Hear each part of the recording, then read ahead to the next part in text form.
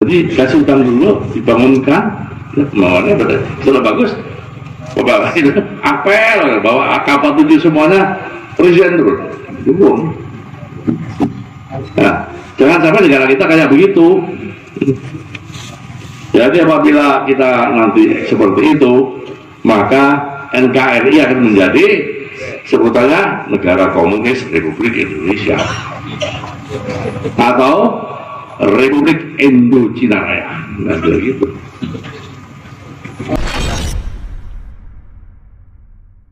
Bismillahirrahmanirrahim. Sekarang, saya bukunya terbit. Yang salah siapa salah itu? PKI yang salah, atau aparat yang salah, nggak merampas. Tapi di Paris sudah dirampas. Dengan ada perampasan itu sangat mengejutkan opini di Jakarta. Ada pejabat mengatakan minta dihentikan penyitaan buku-buku PKI itu yang di Paris. Hentikan itu. Nggak tahu kenapa dihentikan. Itu melahir dihentikan. Ada pejabat yang ngomong gitu. Kemudian pada tanggal 8 Januari tahun 19 di Padang buku PKI disita lagi oleh Dandim dan Pering Padang. Instruksi tidak dipatuhi dari Jakarta oleh Dandim dan Dandim di sana. Kemudian Dandim Kudus juga menginstruksikan untuk menyita buku-buku PKI di Kudus. Berani, Dandimnya bagus itu. Saya nggak tahu, saya lupa dicopot atau enggak, saya nggak tahu. Kemudian saudari Murdah Mulia, anggota DPR RI, ini meminta pemerintah mencabut TAP MPR nomor 2566. Kok kita cabut loh? Orang ini kira-kira statusnya apa ini? Saya tulis tanda tanya nih. Kemudian ada Mbak Puan Maharani mengatakan PKI tidak sepenuhnya salah.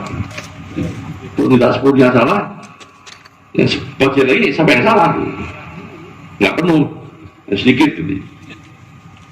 Kemudian Redka Titaning proletariati, namanya saja proletar, ya dari situ. Kader-kader PKI 15 juta, 20 juta cucu cicitnya, seperti Pak Budi katakan tadi. Berikutnya ada yang minta juga, anggota TNI yang minta buku-buku di Paris dipecat. Akhirnya dibelain oleh Angkatan Darat. Jangan dipecat dong, salah. Bukan salah dia. Dibelain sama Kasat itu. Yang salah bukan dia. Yang salah PKI-nya itu. Akhirnya dia jadi. Kalau pemerintahan dari pejabat, ada urusan. Jadi benar itu Kasatnya sudah.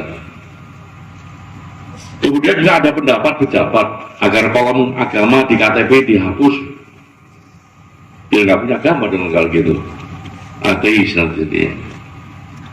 Kemudian juga dari Kementerian Agama ada isu juga bahwa kementerian diganti menjadi Kementerian Basis Badan Amil Zakat dan Sedekah. Kementerian Agama diganti nama, diganti Basis, bukan Kemenak, bukan Kementerian Agama. Ini banyak orang pintar di sana, Jakarta. Iklannya bodoh juga. Pintar-pintar bodoh jadinya. Ya, kalau salah dilakukan itu kan jadi bodoh dia. Kemudian juga ada Undang-Undang 27 tahun 99. Dilarang bekerja sama dengan komunisme dalam negeri maupun luar negeri. Tapi ada juga parpol yang kerjasama dengan PKC. Ini Pak Ustadz Tajuk paling ngerti nih. Ada 3 parpol kalau nggak salah. Itu susul lagi yang lain kali. 4 parpol. Kemudian apa kesalahan dari negara kita di sini apa? Sejak mulai dari 45, kok PKI terus lanjut terus pakai terus.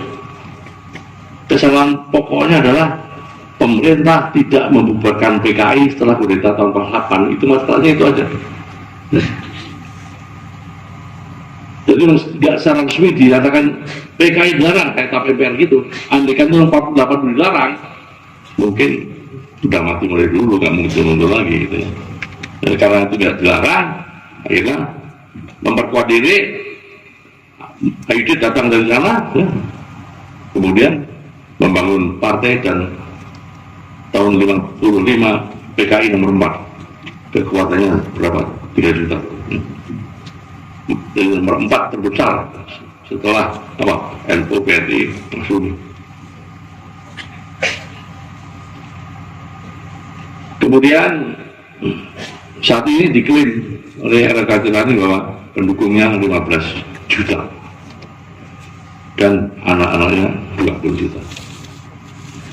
Kemudian dari hal yang tadi, banyak pernyataan pejabat negara atau parpol yang kurang tepat atau salah. Yang saya sebutkan tadi itu kan salah itu. Tapi kenapa dilaksanakan?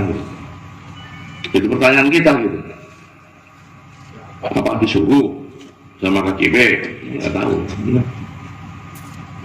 Kemudian aparat institusi hukum tidak berani bertindak sesuai TAP MPR nomor 25 dari Undang-Undang 2799. Ya betulnya berjadi tadi, ngerapas buku tadi.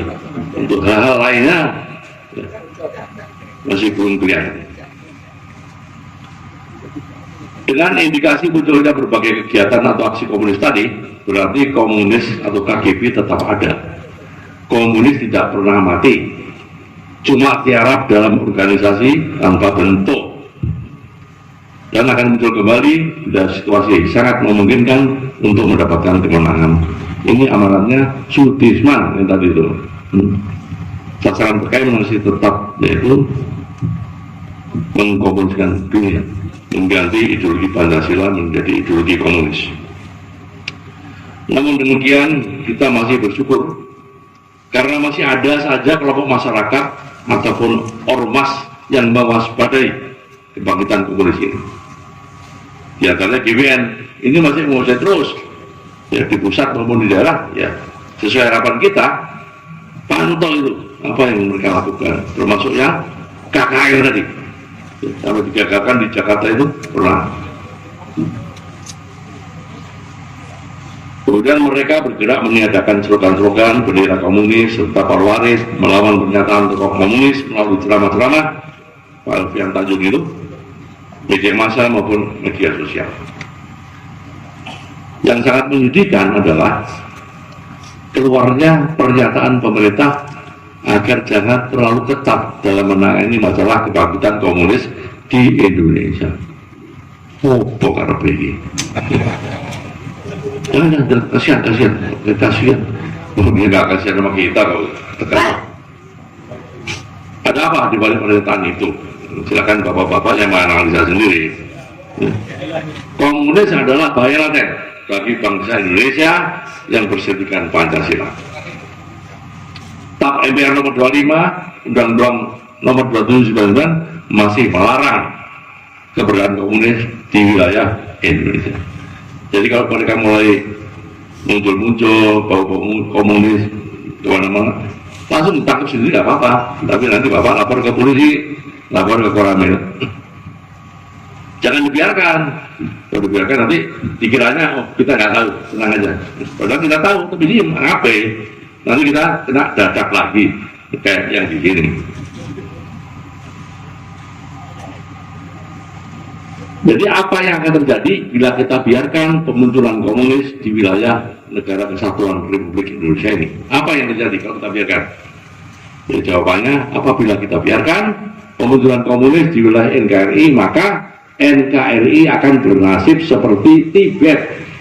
Negara Tibet sekarang menjadi provinsi, di negara turun jadi provinsi statusnya, tapi di bawah provinsi, di bawah negara RRC.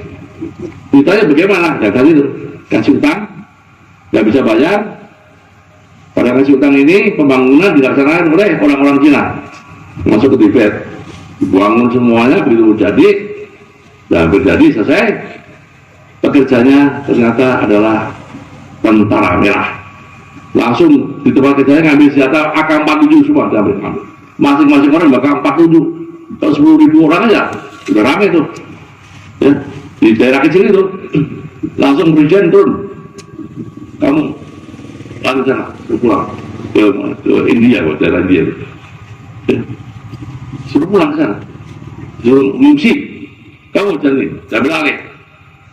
Jadi kasih utang dulu, dibangunkan, ya, kemauannya sudah bagus.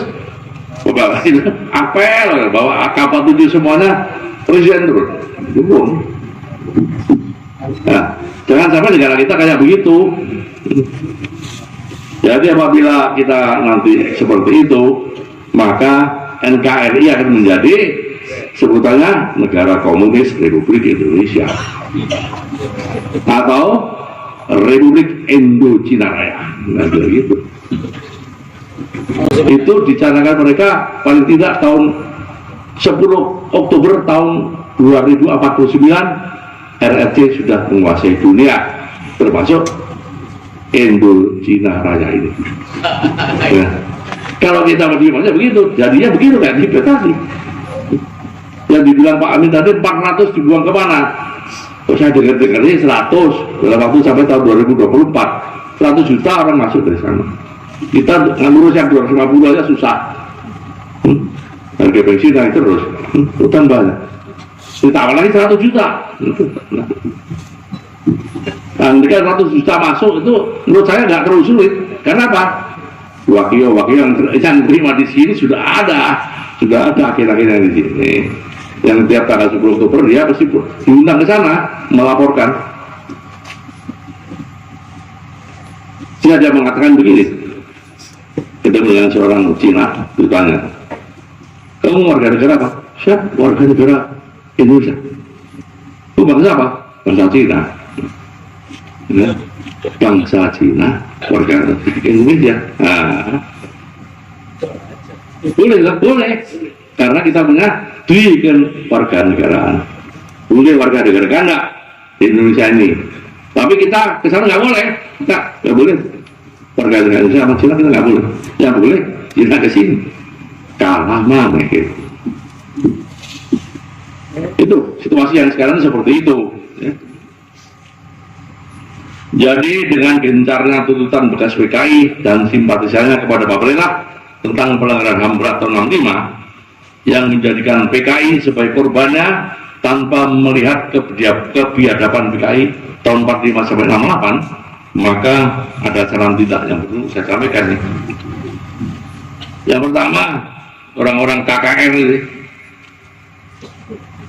kita harus mengadakan seminar sejarah PKI sejak tahun 45 sampai dengan 68. Itu bahannya apa? Ambil dikasih ada bukunya. Diseminarkan yang secara nasional Pak, ya ramai belum Pak ya, nasional belum. Kalau di Surabaya aja mungkin. Seminar nasional Pak sana di Balai Kartini atau di gedung apa itu, diramaikan itu. Dengan mengungkap pembunuhan-pembunuhan yang ada di situ terhadap ulama, santri, aparat pemerintah, TNI Polri yang dilakukan oleh PKI tahun 45 sampai dengan tahun 68. Bukan hanya 65 doang, nanti ke 65 doang, seperti yang diminta oleh KKR tadi. Kemudian di situ dihadirkan pihak pemerintah, DPR, MPR RI, TNI, Polri, Komisi HAM, Mahkamah Agung, ulama, Ormas Islam, GBN, MUI, NU, Muhammadiyah, dan JPKP nomor 5 sendiri ada di situ. Dikeroyok rame-rame di situ. Terus ya ngomong dia, ya untung tadi, ya sendirian itu. Jadi sebenarnya buku tadi. Kemudian itu dua, perlunya pernyataan pemerintah bahwa PKI telah melakukan pemberontakan terhadap pemerintah RI yang sah 18 September 48 dan 30 September 65. Ini dinyatakan secara resmi di depan umum atau lewat TV kayak presiden yang ngomong. Ini pasti orang gitu. Oh PKI itu berontak loh. Tak pikir enggak ya. Ternyata dia pemberontak. Kalau ada pemberontak, hukumnya kan lain. Bagaimana ngadili orang ini? Pemberontak. Kemudian dasarnya adalah dengan data hukum di buku putih PKI 48. Nggak tahu buku putih sekarang masih ada atau tidak. Saya pernah melihat di rumah saya dulu, bapak saya punya buku putih tentang ini. Kemudian dasarnya juga Mahmilub 6768 tentang pernyataannya Musso 48 dan Untung 65. Pernyataannya betul-betul bapak mendirikan negara Soviet Republik Indonesia, negara Soviet Indonesia. Untung nggak begitu, mengambil alih pemerintahan yang sah. Dan setelah itu baru dibuat amnesti nasional. amnesti nasional bagi anggota PKI yang telah melakukan pemberontakan terhadap pemerintah yang sah. Seperti PRRI Barongsai dulu begitu. Jangan nyerah, oke, apel, bacakan. Saya anggota PRRI beserta seluruh keluarga menyatakan setia kepada pemerintah Pancasila dan Budi Pekerti dan tidak akan mengulangi lagi. Kira-kira begitu isinya. Diapelkan resmi, ya, yang PKI ini, yang 65 ini, di Gelora Bung Karno, Senayan Tanah, di bawah sumpah membacakan pernyataan bersama untuk tetap setia kepada negara Pancasila Budi Pekerti untuk tidak mengulangi lagi perbuatan tersebut.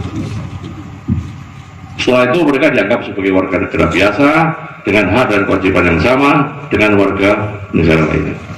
Walaupun sekarang ini ada rekonsiliasi, ya, alami katanya, tapi mereka tetap menuntut. Tapi kalau dibacakan begitu,